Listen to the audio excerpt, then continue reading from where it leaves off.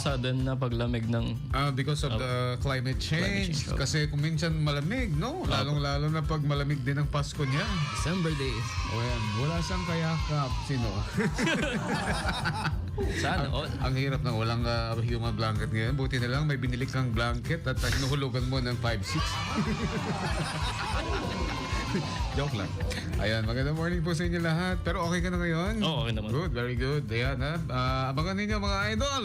Mamimigay kami ng pamasko mula sa ating makakarating. Yes, sir. Makakarating syempre na naman ang Pasko sa inyong tahanan. Handog sa inyo ng ACS.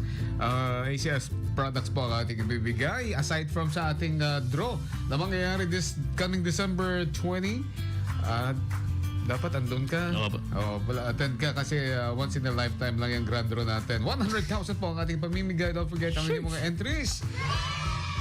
Gumawa na kayo ng entries ninyo not later than December 19, 5 o'clock p.m. Deadline na yan ng submission. And 10 o'clock in the morning ng December 20, magkakaroon tayo ng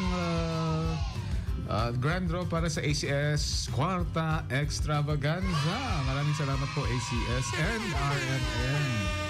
Sino ba itihanga si Mali? Kada kayo, sumali kayo.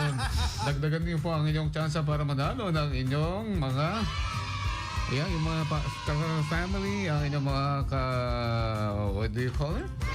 Kamag-anak. Yan. Sabihin niyo sa kanila para sumali, no? Alright, sa lahat ng mga idol natin, Pops Big Garcia. Nakita ko siya kanina, talagang umaarangkada na naman sa pamamasada si Papa Bulldog at saka si Pops Leo. And sa lahat ng mga tricycle driver natin, si nakalimutan ko na yung nandiyan sa right beside to, at saka si Bong Aguinaldo. Yan. Harry Hard Domingo pala. Ayun, ha? At saka dyan din sa may PS Bank, ang ating kumpadre na si Benji Bajang Perez. Magandang araw and staff ng PS Bank Lawag and Allied Bank or PNB Lawag. Ayan.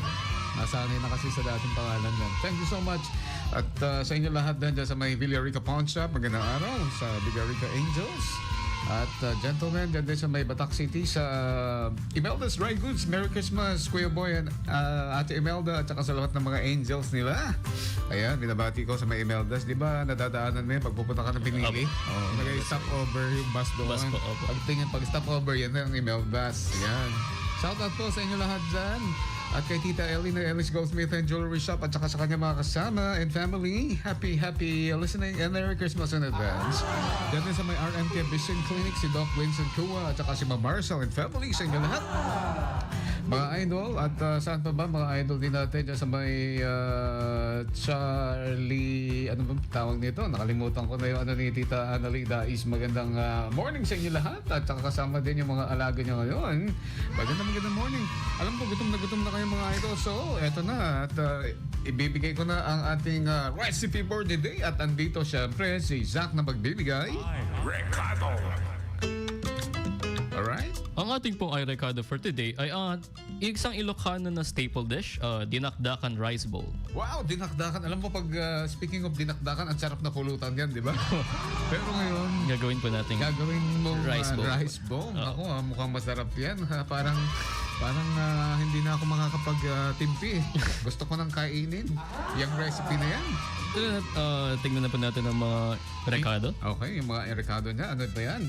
Kailangan po lamang ng pork belly, onion, garlic, vinegar, soy sauce, at optional naman kung need ng creamy twist, lagyan natin ng mayonnaise. Ayun.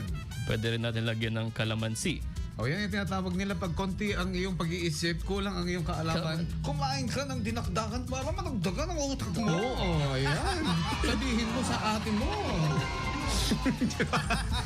Yung ate mo walang utak. Joke lang. Patalastas lang sa to, okay? Madali lang po lamang ito lutuin. Sa kawali, lutuin ng pork belly hanggang medyo crispy na ang edges at fat. At para sa naman sa aromatics, igisa ang bawang at sibuyas hanggang maluto. Ibalik na natin ang pork belly sa aromatics, ibuhos ang vinegar at soy sauce at haluin na natin ito. Kapag nagsimulang medyo dry, ihalo ang mayonnaise para creamy sa texture sa kahaluin ng pantay. At kung optional naman, timplahan na rin natin ng kalamansi at lagyan ng paminta bago patayin ang apoy. At yun, magluto na tayo ng kanin at ihain sa ibabaw ng mainit na kanin at meron na tayong dinakdakan rice bowl. Siguro pwede rin yan, Zach, na parang fried rice na Ay, opo. gano'n. Na Tapos isahog po. itatoppings natin yung dinakdakan. Tapos lagyan natin ng sili. Yan, kasi mahilig ako sa sili. Yes, sir.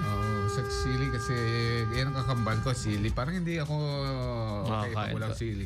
Shout out sa mga doctors and nurses dyan sa may Mariano Marcos Memorial Hospital and Medical Center, Batak City. Kumusta sa po kayong lahat dyan? Shoutout po. At dyan din sa may harapan ng yung mga vendors natin dyan, yung mga stores at yung mga kumakain. Salamat po sa inyong pagtutok mga idol at yung mga security guards na rin. Binabati natin yung ating mga Ws. Ayan, magandang araw po sa inyo lahat mga idol. So sa inyong mga tamang sukat ng ating iRecado ngayon at silipin lang ang ating FB, Shanti Papi at 99.5 IFM Lawag. O baka meron kayo sa shout out Zach. Shoutout po palagi sa BA Communication ng MMSU, lalo na yung mga 4th years, my friends, and sa family ko rin. Salamat sa pagsuporta sa akin lagi. Alam mo, instructor ko dati si Sir Constante Salasak. Andiyan ba siya o nag-retire na siguro? Hindi ko po, Ay, hindi mo na alam. O, baka siguro, wala na po. wala na. Sa tagal ba naman? Hindi, nahalala ko lang yung yun. Alright, shout out po sa inyo lahat dyan sa may Batak City at saka dito rin sa San Nicolas, Ilocos Norte, mga idol. At panatilihin pa rin na kayo nakikinig sa inyong paboritong estasyon. Walang iba kundi dito lang sa 99.5 IFM, ang idol kong FM, Supaya.